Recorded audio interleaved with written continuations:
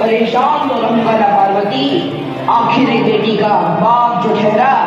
पार्वती, अब उसके हाथ पीले करने का समय आ गया है। पर हमारी आनंदी तो अभी सिर्फ 9 साल की है। अभी तो उसके पढ़ने लिखने और खेलने कूदने के दिन हैं। देख पार्वती, लड़कियां पराया धन होती है और जितना जल्दी इन्हें घर से विदा कर दे उतना अच्छा है। कल से आनंद की पढ़ाई लिखाई बंद। पर बाबू, इसमें मेरी क्या गलती है? आप मुझे पढ़ाई करने क्यों नहीं देते? तेरी गलती है कि तू एक लड़की है। लड़का होती तो क्या बाबू? लड़का होती तो क्या? ऐ लड़की, ज्यादा जबान न चला, नहीं तो जबान अलग से खींचकर बाहर निकाल दूंगा। बाबू, मैं पढ़ लिख कर कुछ बनना चाहती हूँ। मेरी पढ़ाई ना रोको बाबू। आनंदी, तुझे पढ़ना है तो पढ़, लेकिन सारी उम्र बाप की छाती पर यूं बोझ बनकर ना बैठ। पर बाबू, अभी तो मेरी उम्र पढ़ाई लिखाई की है। मुझे पढ़ लिख कर डॉक्टर बनना है। पढ़ाई पढ़ाई पढ़ाई, आज तो तेरी इन किताबों का काम तमाम करके ही छोड़ूंगा। ये ले। नहीं बाबू, मत पढ़ो बाबू। ऐश्वरी, नहीं बाबू, नहीं। बाबू, ये तुमने क्या किया? तुमने मेरी इन किताबों को ही नहीं पढ़ा बाबू। मेरी किस्मत फाड़ दी, मेरी किस्मत। ये कापी किताबें ना सिर्फ छोरों के हाथ में अच्छी लगती है, लड़कियों के हाथ में तो सिर्फ मेहंदी अच्छी लगती है, मेहंदी। पर बाबू, मैं लड़की हूँ तो क्या हुआ? लड़का और लड़की तो हमारी दोनों आंखों के समान होते हैं। चुप कर आनंदी, और यह एहसान मान कि अब तक जिंदा है तू। कहीं बचपन में गला दबा कर मार दिया होता तो यह तेरी भगभग नहीं सुननी पड़ती आज। पर बाबू, मुझे चूल्हा जलाना अच्छा ना लगे है। देख छोरी, जितना जल्दी हो तू चूल्हा जलाना सीख ले, उतना ही अच्छा है तेरे लिए। और हाँ, तेरा ब्याह तो होगा, वो भी करके कल। अपना जीवन है तुम्हारी यह कहानी।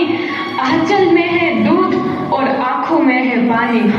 मुझे माफ कर दे बेटी, तेरे बापू के जिद के आगे मेरी एक न चलेगी। माफ कर दे बेटी, मुझे माफ कर दे।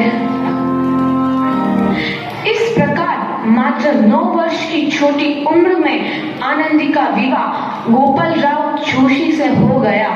बाल विवाह एक सामाजिक कुरीति है और इस कुप्रथा का शिकार होना पड़ा आनंदी को। 5 वर्ष बाद आनंदी 14 साल की हो गई है। उसके घर एक शिशु ने जन्म लिया है। देखते हैं आगे क्या हुआ। देखिए ना, इसे क्या हो गया है? इसका माथा तो अंगार की तरफ तप रहा है। इसे तो बहुत तेज बुखार है। आप बिना कुछ भी बोलते हैं, दीजिए मुझे। माधव, माधव, जल्दी से वैद्य जी को बुला के लाओ। जी, अभी बुला के लाता हूँ। ये तुम क्या कर रही हो आनंदी? भगवान की विभूति लगा रही हूँ। बस करो आनंदी, ये सब अंधविश्वास है। अरे आप यकीन तो कीजिए, भगवान की कृपा से इसका माथा ठंडा हो रहा है और बुखार भी उतर गया है ना बाबू? देखिए, दीजिए मुझे। उठो बाबू, आंखें खोलो, तुम्हें तुम्हारी माँ बुला रही है। आंखें खोलो, देखिए ना इसे क्या हो गया है। आंखें भी नहीं खोल रहा। आंखें खोलो बेटा। आप चुप क्यों है? आंखें खोलो बेटा, आंखें खोलो। आनंदी, हमारा बेटा कभी आंखें नहीं खोलेगा। नहीं, ऐसा नहीं हो सकता। मेरे बेटे को मुझसे कोई नहीं छीन सकता, कोई नहीं छीन सकता। पागल मत बनो आनंदी। माधव, माधव। आनंदी, बंद करो ये पागलपन। भगवान ने मेरा बच्चा छीन लिया। भगवान ने नहीं, तुम्हारी अशिक्षा और अंधविश्वास ने तुम्हारा बच्चा छीना है। अगर तुम पढ़ी लिखी होती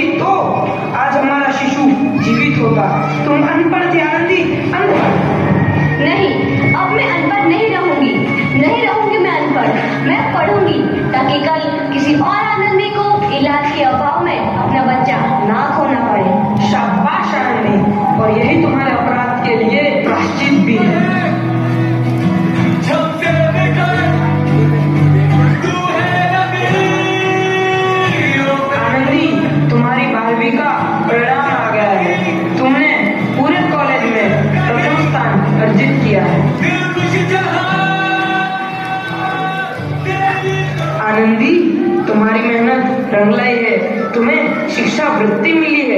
ये लो तुम्हारे अमेरिका जाने की टिकट। मुझे शिक्षा वृत्ति मिल गई, मैं अमेरिका जा रही हूँ। पर ये सब मैं अकेले कैसे कर पाऊंगी? दी, अपने आप को इतना कमजोर क्यों समझ रही हो? फिर इतना पढ़ने लिखने का क्या फायदा? तुम अभी गवार। भैया, कम से कम दिल को तसल्ली तो मिल जाएगी। हाँ हाँ, चलो चलो जल्दी हॉस्पिटल चलते हैं।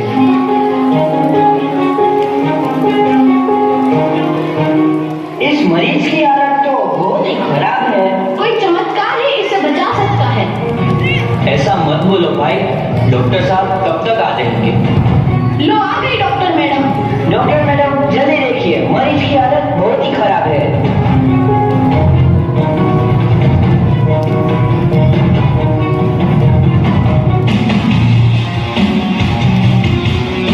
अब आप बिल्कुल ठीक हैं। मौत के मुंह से आपको बचाया है डॉक्टर मैडम ने। डॉक्टर साहब ने मुझे बचा लिया। मुझे मिलना है डॉक्टर साहब से। डॉक्टर साहब नहीं, डॉक्टर मैडम बोलो। डॉक्टर मैडम, उन्होंने ही तुम्हें जीवन दान दिया है। लो आ गई डॉक्टर मैडम, मिल लो उनसे। डॉक्टर मैडम आपका बहुत बहुत धन्यवाद, आपने मेरी जान बचाई। इसके बदले में मैं गरीब भला आपको क्या दे सकता हूँ? वचन चाहिए मुझे कि कभी ये नहीं कहोगे कि लड़कियां कुछ नहीं कर सकती। वचन? ये कैसा वचन? अरे श्यामलाल, तुमने पहचाना नहीं? तुम्हारी बेटी है आनंदी। आनंदी?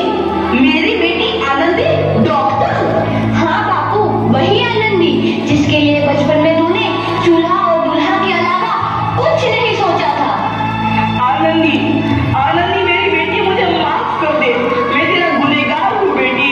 नहीं नहीं बापू, वही आनंदी जिसके हाथ पीले करके तुम उसकी सारी जिंदगी काला कर देना चाहते थे। माफ कर दे मुझे मेरी बच्ची, माफ कर दे। मैं तेरा अपराधी हूँ मेरी बच्ची, माफ कर दे। नहीं बापू, मैंने तो तेरा एहसान चुकाया है। याद है ना अपना एहसान जो बचपन में तुमने मुझ पर किया था? ताने सुना सुना कर जीते जी मार डाला था मुझको।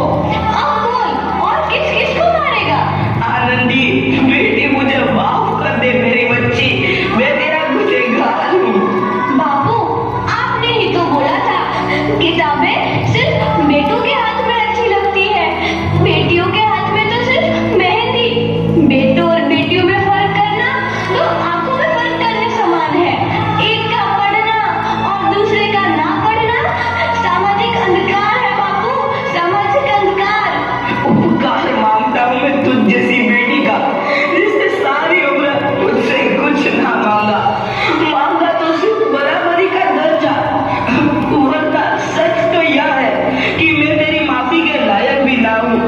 और जैसा बाप तेरी बराबरी कर सके, उसके मैं लायक भी ना हूँ मेरी बेटी, मैं लायक भी ना हूँ।